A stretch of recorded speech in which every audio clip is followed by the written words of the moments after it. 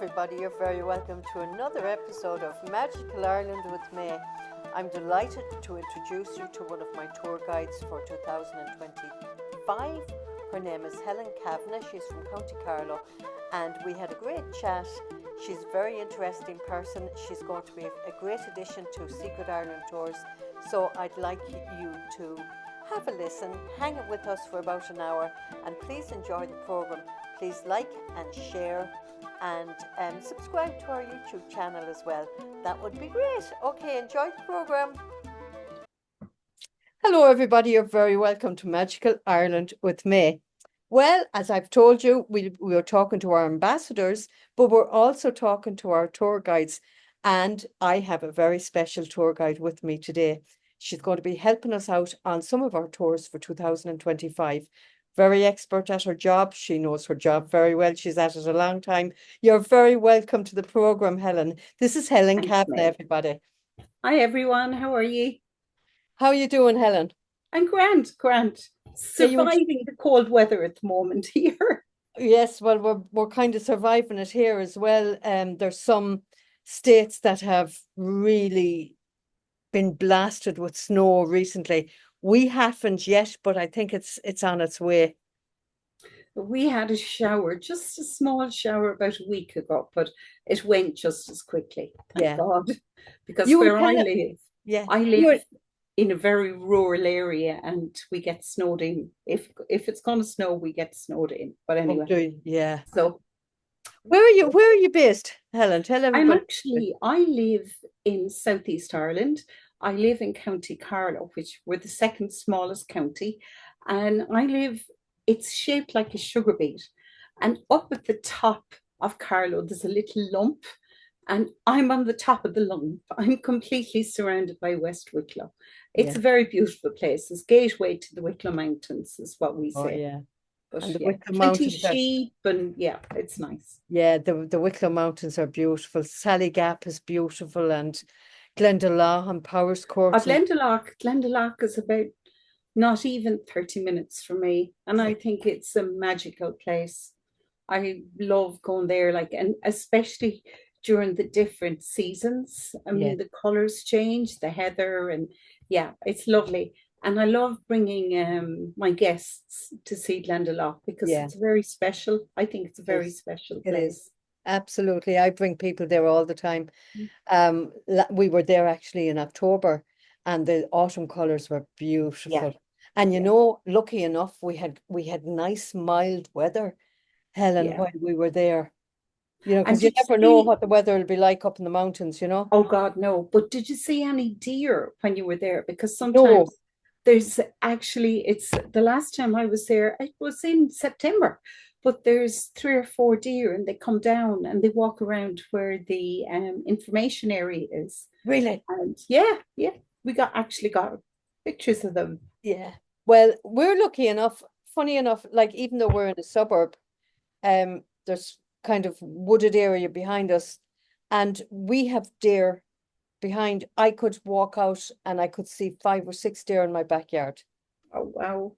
Yeah. Lovely. And they leave their fawns in our backyard as well, and they might go off and do their thing and then come back and pick up their little fawns. It's beautiful. It really is. Yeah. The only problem about deer is that, you know, you can't have flowers or apple trees or anything like that because they eat everything. Yeah. But no, they're nice now. Yeah. But actually, well, sometimes I think they can be a bit of a menace as well. I had one run I just missed it by centimeters the other day. One just ran in an area where I didn't expect them to be. Yeah. But anyway, they do damage. They do a lot of damage to a car if you got hit by one of them. Yeah. Yeah. But living in the countryside, sure, look at it. You just have to deal with it. Exactly. It could be a cow, or it could be a sheep, or anything. Or it could be worse. Yeah. So you weren't always a tour guide, Helen. How did you start out? What were you doing? I actually am a scientist by trade. I worked in different laboratories in different industries. I worked in England. I worked in Australia. And after about 15 years of lab work, I thought I want to change. I want to do something different. Yeah. So I moved into health and safety at that time in I would have said the early 90s. Health Mm. and safety was becoming a big thing here in Ireland. Yeah. So I moved into that and I worked for a few different companies, and plus I worked for myself as well. And I still do some consultancy work, Yeah. and I really enjoyed that. I worked, I suppose, I worked in our sugar factory over here in Ireland, like which was really Irish Sugar, and now it's unfortunately no longer with us. Oh, But is I it was not? there for a term. Yeah, that's closed. God, that closed in, I think it was the early 2000s, which was really Oh, pity. And then I worked for a pharmaceutical company for, I think it was about 16 years. And at that stage, I enjoyed working, but the challenge was gone. yeah. And I was kind of looking to do something different. And a colleague of mine who had retired, I met him one day, himself and his wife, and I said, "Oh, how's retirement going?" And he says, "I haven't time," he says, "to think about retirement. I'm tour guiding." I'm like, "What?" So anyway, he said, "You would love this." So he gave me details, and I kind of looked into it, and I thought, "Well, that does sound interesting." Yeah. And I applied for the job, even though I had no training at this stage. I said I was willing to go on training Yeah. courses and everything. So I was interviewed, and they must have liked me because they hired me. So then I went off and I did training, and I did a couple of tours that summer and thoroughly enjoyed it. Yeah. Had great fun. And to be honest, I felt nearly like I was on holidays myself. Yeah. Yeah. You know, it was really good. I think that's a tour guide needs to be organized. And once you're organized, everything else I find falls into place. Exactly.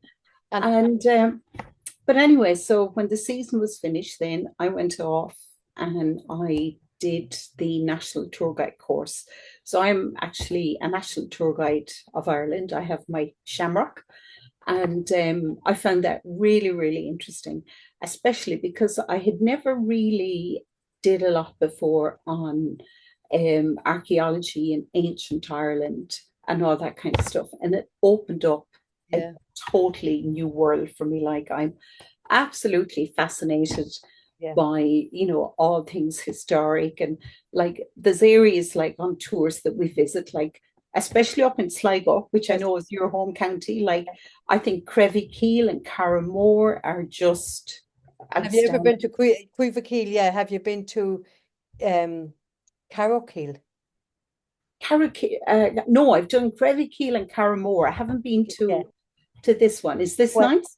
this is Carrowkeel is on the Brickleaf Mountains. Now you nearly need to be a local to know where it is, but it's up on the Brickleaf Mountains, and there's 14 different cairns up on the Oh there, wow. and you can go down into them. They're underground passage tombs. Very, very interesting. And they reckon that a certain time of the year where the cairns are positioned, it mirror images what's in the sky. Wow. It That's is, like and Loch. Yeah, yeah, we had uh, an archaeologist actually lecturing us, but she took us up to, it was during the not festival in true. Sound. Yes, La Cruz. She took us up in Athboy because they were having a sound festival Yes, every yeah, Halloween. And yeah. like, I mean, she took us up to La Cruz. We got to see them lighting the fires all on the different hills of Tara and Well, everything. It was yeah, well, fascinating. you would have been in Loughcrew. I was a couple of years ago when I was there. We went up to the Hill of Ushnach, Oh, and I've been there. It's that's the fabulous. center fire. That Yes. fire is lit first before the Loughcrew and the Tara Hill and all the other hills are lit, and it really is, Helen, an amazing festival. Yes, we were there actually. Was it a couple of years ago? It's called the Festival of Fire. Of It's fire, around the Festival of Fire. It's around May, isn't it? It is, yes, it's in May. Yes, we went We, there as well. yeah, And it's because we had been there previously. We just went to visit the place yeah. and we met the most interesting guide and he was telling us about the festival. So we came back and Oh, went it's to a it and it's great festival. super. Yeah, Great really festival. enjoyable. Did you see the Yeah. galloping of the horses? The horses Yes. gallop. Yes. Oh, it Yeah. is, and No. the parade then with all the people with the fires and everything. Oh, really, I really was impressed. And the group that I had with me, most of them were from America, but there was a couple of English people, and there was one guy, and he comes back on the bus at 11 o'clock at night, and he just stands on the bus and he goes, "Yes!" Oh, It was brilliant. so he was so blown away by the experience. It really was fantastic. But yeah, it's a great place to go. But yeah, tour guiding it really is fantastic. You meet so many great people and Oh, you get to go yeah. to all over the place, you know? Well, I've made so many friends, like, I mean, from all over the States, I keep in contact with, and it's like getting the odd email and everything, and it's read Christmas cards. I think it's great. Oh, it is Um, great. yeah, yeah, And you get to know the bus drivers and you get to know parts of the country that you'd never seen before as well. yeah, yeah, that's very true. And it's just so interesting, like, I mean, showing people and getting them to try out like potato and, brown bread and coddle and different things that they're Yes. going, what? Yeah. And Yeah. it's like I had, there was one place and we had curry, like, I don't know about you, but when we were young and when we used to finish in the disco, we always go to the local chipper Curry and chips. have curry chip. Yes. And McDonald's curry sauce is particularly nice. Yeah. But I had one woman, she got curry chip, and I think she brought about 6 or 7 tubs of McDonald's curry sauce back to to the States with her. Because I was saying to her, God, I hope you get through with it. But Yeah. no, I'm so surprised she did get through with it. Oh, we're frozen.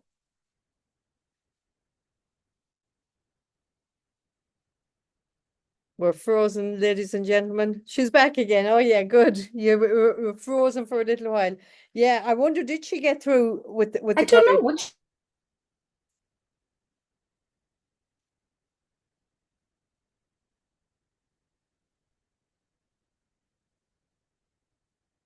Frozen again.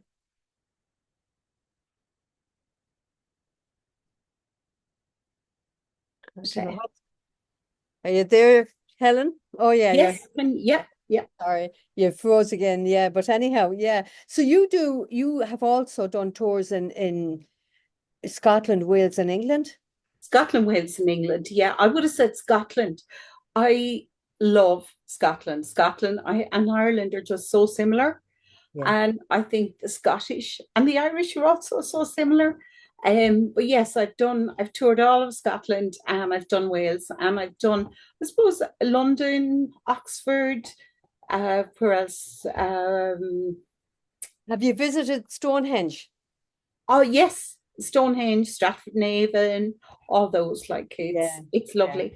Like I love getting out of the city and just hitting the countryside because I'm a country girl I am. and Yeah. I I just, yeah, cities are lovely. Don't get me wrong. I mean, Dublin has so much to offer, and especially the history and everything there. But it's a kind of, I think, once to get out, we see the bogs and we just Yes, see the little villages and towns and exactly. just historic And you see Ireland. the scenery, in Ireland and possibly in Scotland too. Sure, it's breathtaking.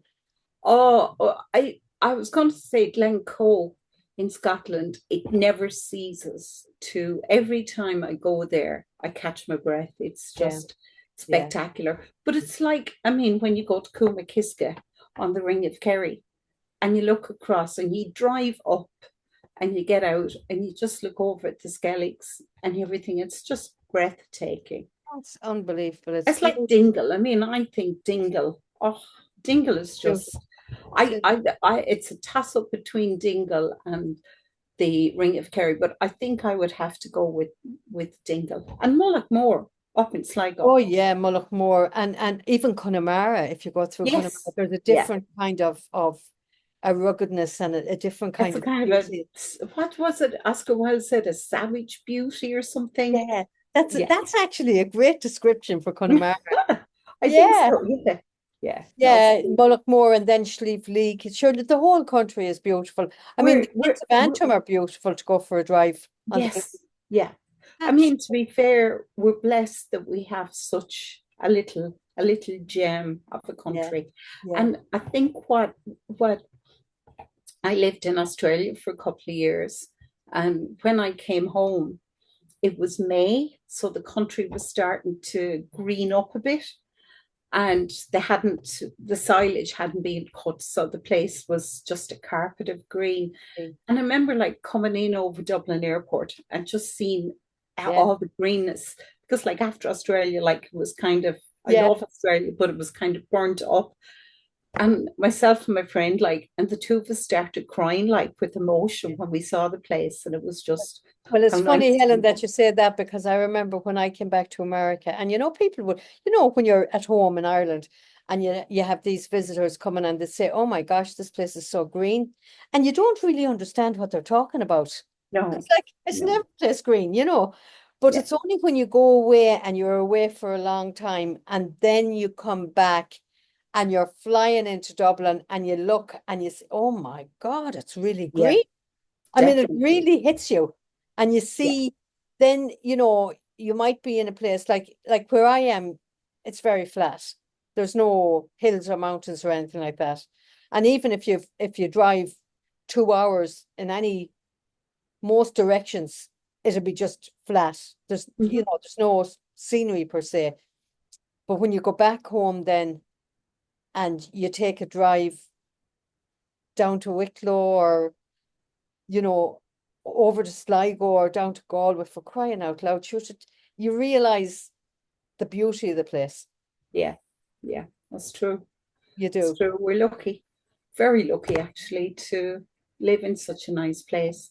And especially the fact that, we're preserving our countryside to a certain extent. Yeah. I think it's good that they've kind of brought in building restrictions that, that that people can't build On on certain places, yeah. certain areas. Yeah, Yeah. Yeah. Because it would be an awful pity to see yeah, some of these beautiful coastal areas just all built up yeah, and exactly. made horrible looking. Yeah. There's only one thing, and I know we're so green because of the rain, but it can be a pain sometimes. So it Yeah. can. Yeah. It's the one thing I've been blessed with this summer. This year, all my tours, I seem to have fine weather. There was one day we were doing a long drive and it rained, but that didn't matter because Yeah. once we got to our destination, it was fine. Yeah, So well, I always yeah, the tell my last tour, guests, yeah, the October tour, October, November, I think it probably was one day we were visiting Pat Noon's Fairy Farm in Galway, and it was a little bit wet, and it rained when we were leaving. It rained a bit, heavy enough, but we had a parade in Galway. Not that night, I think it was the following night. "Oh, was that Mockness?" Mockness, yes, Yeah. and it had rained for a while that day, but it stopped when we landed in Galway. And actually, I have to say, while we were standing waiting for the parade, it was warm. Yeah. It Wow. was actually warm. And even one of the ladies from America said, "This is so nice. It's actually warm." And it dawned on me, I said, "Yeah, it is warm. And this is October." So I mean, we really had great weather. We had fantastic weather. Yeah. But anyhow, hopefully we'll be working together for a few of the tours in 2025, Helen. And you Looking get forward to meeting you yeah, all. yeah, you'll get to meet some of the people that are looking forward to going over to Ireland in 2025. And you'd never know, I might arrive over there myself at some stage. Well, it'd be lovely to see you. Yeah, yeah. So I think we should wrap it up. And thank you so much for joining me. And thank you to all the people who have tuned in to listen to Helen's story and how she got into tour guide work. Take care, everyone. It'll be great to be working with her, and hopefully you'll all jump on and come to Ireland with us and meet Helen, and she'll bring you around and she'll give you all the history and all the stories and the myths and legends of the different parts of Ireland that we'll be going to. That's another part of Ireland that I love, all the local stories and the myths and legends, Helen. Yeah. It can be Yes. fun. Yeah. So thank you very much for joining us. Please like, share, and comment.